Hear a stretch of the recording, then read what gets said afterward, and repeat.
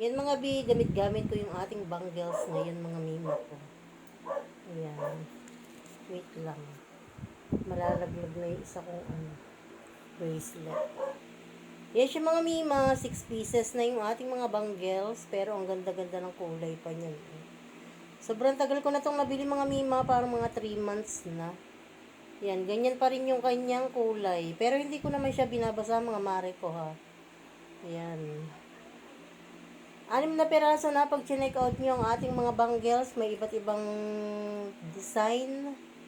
Diyan sa ating yellow basket, napakamura lang. Nasa 50 plus pesos lang to dyan mga mima.